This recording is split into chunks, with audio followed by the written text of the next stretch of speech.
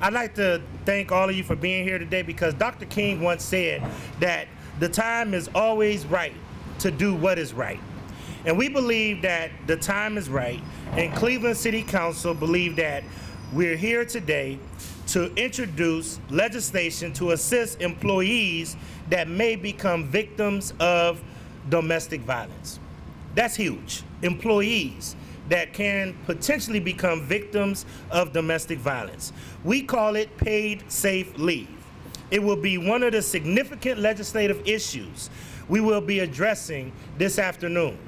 This will be introduced, and you will hear from some of the sponsors that introduce this information, and you will also hear from some of our partners in the community, like Canopy, as well as Rape Crisis Center, as well as the Journey Center, that really work with women on these issues. I would tell you that one of the things that was exacerbated through the COVID-19 pandemic, which is now becoming an endemic, is domestic violence, partner violence. So we as City Council want to do everything we can to protect our employees and to protect our women in this community. And today is a proud day for Cleveland City Council to sit here and be able to come up with a very good piece of legislation that we believe will protect people in our community who may become victims of domestic violence.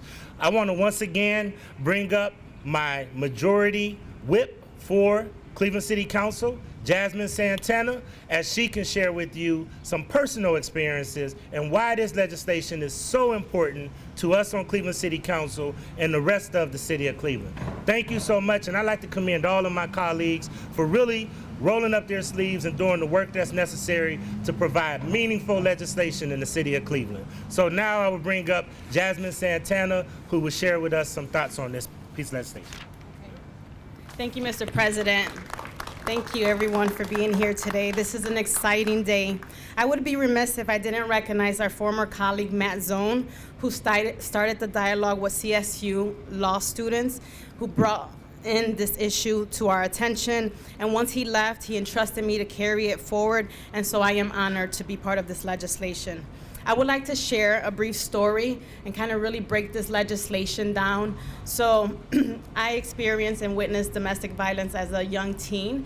And so my mom worked, and she worked at a factory, my father, my stepfather as well. So the only way that we could leave the household without him knowing was after hours when he was already home.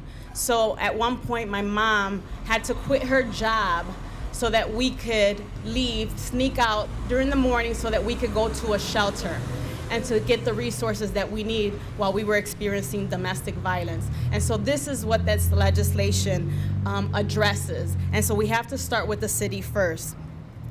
You know, here's 2 decades after, and the numbers are still astonishing. 1 in 4 women and 1 in 7 men have been victims of domestic violence. Domestic violence impacts, of course, as you know, families' physical, mental, and emotional well-being. Our people are the most treasured resource in the city, and we would do everything in our power to support them, and we must start in-house and set an example for others to lead. Our council will not be silent as they suffer or as our employees suffer or experience crisis. A victim of domestic violence may miss more than 100 hours of work, and as many as 60% of victims may lose their job.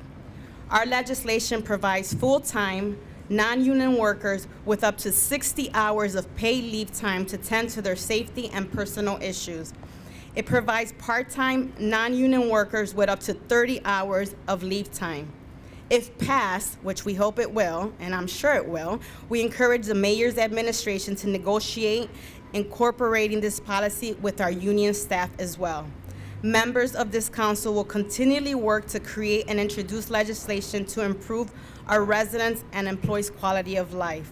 In closing, as everyone knows, nothing can be done in silos. It takes a team to get this legislation passed.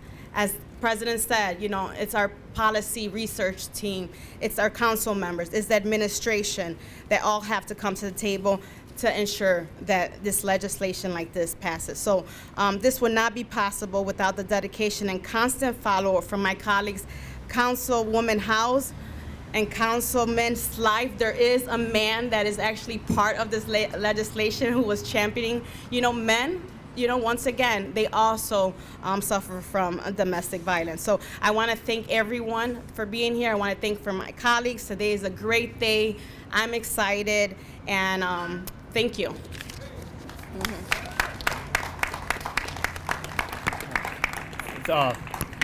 Messing up people's microphones. I apologize to whoever I just knocked down, but we'll clip it back up and we'll go with it.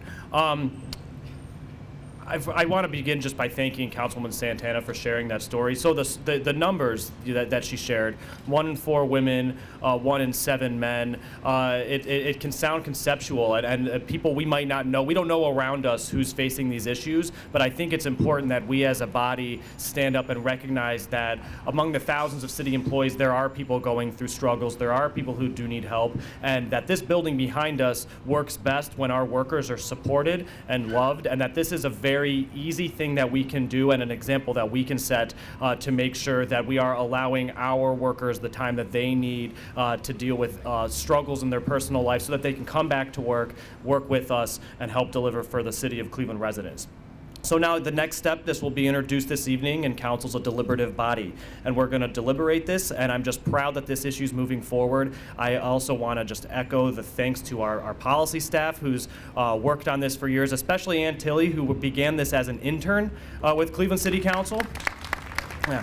And also to former Councilman Matt Zone. I spoke with him yesterday. He's unfortunately unable to be here. He's on his way to Florida for a family wedding, which does sound lovely. But I know that he's been committed to this and is also eager to see it go forward.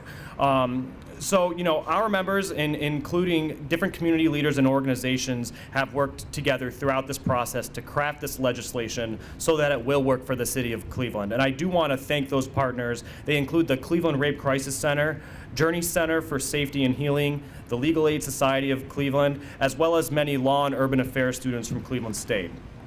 It's also important to mention that this legislation applies to the parents of children who are domestic violence victims, the elderly, and those employees who may be victims of stalking or sexual violence.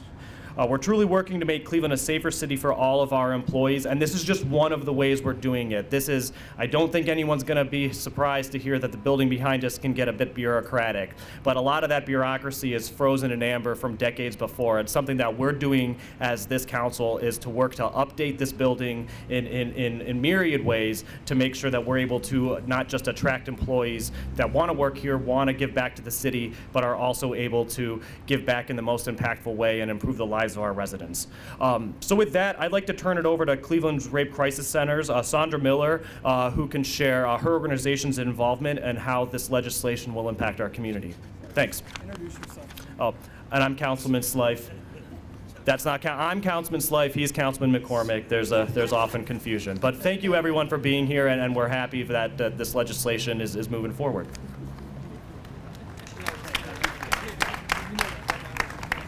Thank you. I'm Sondra Miller, and I'm the president and CEO of Cleveland Rape Crisis Center. Our mission is to support survivors of rape and sexual abuse, to promote healing and prevention, and to advocate for social change. And I'm proud to be here with my colleague and my friend, Melissa Graves, the CEO of Journey Center for Safety and Healing, which is the premier domestic violence organization working in the city of Cleveland and beyond.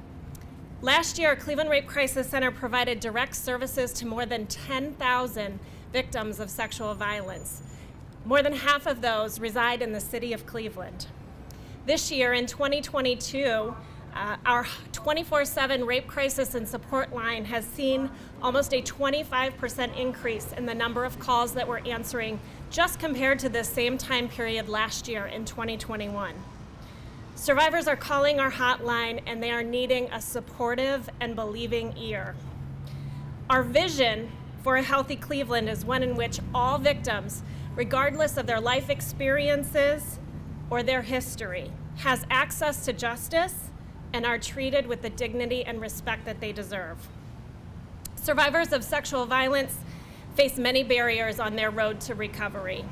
Those barriers require time away from their job for medical appointments, time to navigate court hearings, time to focus on their mental health and recovery, time away from their jobs that many survivors cannot afford to lose. Without support, sexual violence and untreated trauma can create lifelong barriers to physical and mental health and well-being. We know that rape survivors are 4 times more likely to experience anxiety and depression, 13 times more likely to contemplate suicide, and 26 times more likely to abuse alcohol or drugs. Survivors never deserved what happened to them, and they especially do not deserve to be punished financially for having to manage the aftermath of an assault that was never their fault. That's why we're so grateful to the city and many city council members and others who have worked to get us to today, to bring forth a policy solution that will support the needs of domestic and sexual violence survivors. Safe Leave will make it easier for survivors to access the specialized trauma-informed services that they deserve. We've been proud at Cleveland Rape Crisis Center, and I know our friends at Journey Center for Safety and Healing have been incredibly honored to be a part of the committee working on this policy. And it's my hope that what we start here in Cleveland will expand to other municipalities and businesses throughout Northeast Ohio and beyond. Thank you. Thank you so much, Sondra, for those wonderful words. My name is Stephanie Howse, and I have the honor of representing Cleveland's Ward 7 as a councilwoman. First and foremost, I have to thank my colleagues, Councilwoman Santana and Councilman Slife, for allowing me to join. I'm late to the party. As you can see, this legislation has been really years in the work. And also, Council President Griffin for giving us the go-ahead to move forward. We know what this global pandemic has done, many of the issues that have been exacerbated when it comes to domestic violence. And as I, talk and share with Councilwoman Santana and Councilman Slife, this is a part of a stool, right?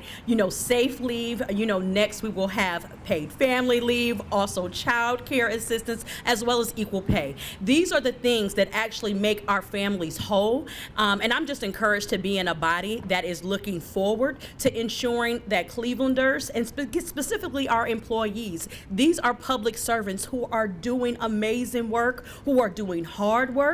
And when they are in a moment of crisis, I think it is a responsibility for those of us who are in leadership to step up and be a partner with them and not punish them when they are surviving very challenging times. This is what leadership looks like, and I know I am just afforded the opportunity to be with a group of amazing, talented legislators and other staff members who are looking to make sure that Cleveland is setting an example and really being a leader and showing what we can do when we work together.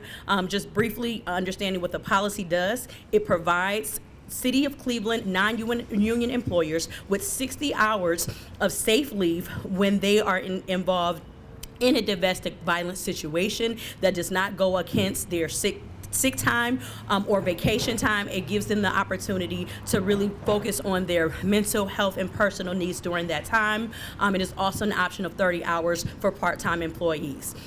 This is basically what we are putting forth and we will be introducing today. And again, thank you all to all our other colleagues and partners for working with us. We now will be happy to answer any questions.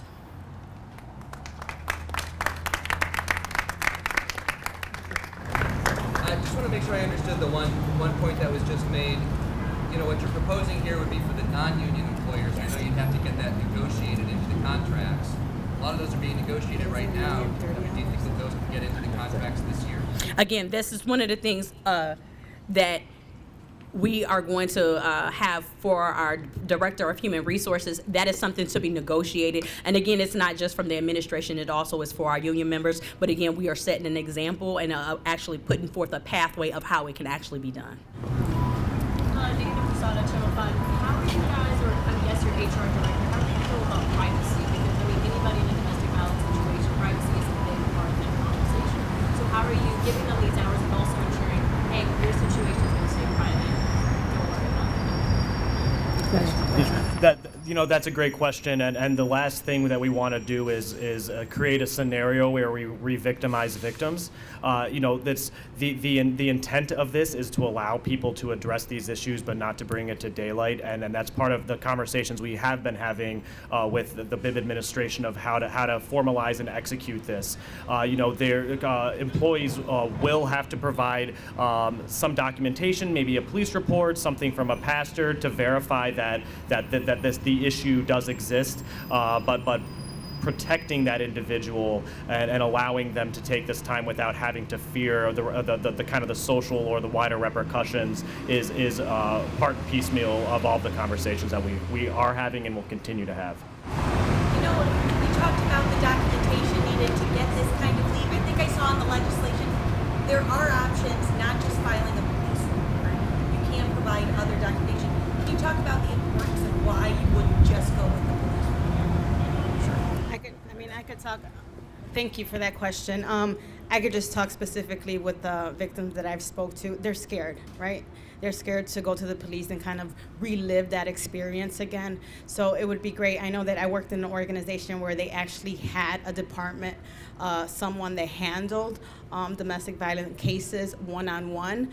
And so we're working through that right now at this point. We don't have everything set yet, but you know what, right now we just wanted to put something out there and start the process because it's very important for our employees.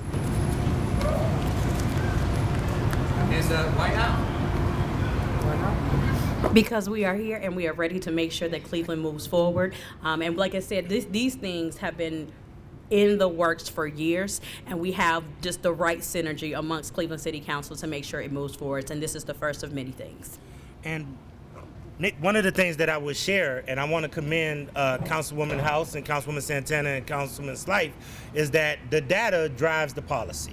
We actually seen the numbers, and the numbers spiked during COVID-19. So once again, the time is now and the time is right, even though we've been setting the groundwork for this and really doing a lot of research, looking at best practices in other cities, looking at how we can make this work in the city of Cleveland. But coming out of the pandemic and watching the tremendous impact that domestic violence has had on our community is probably one of the unfortunately untold stories of the pandemic of how we have had a spike in domestic violence in our community.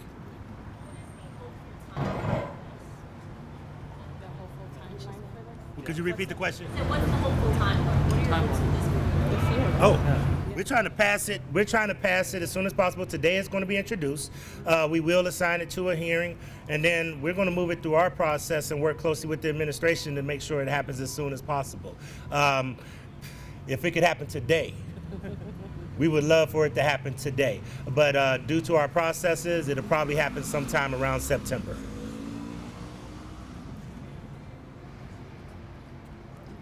Any other questions from anybody? Thanks, Final remarks? everybody. Thanks, Thank you. everybody.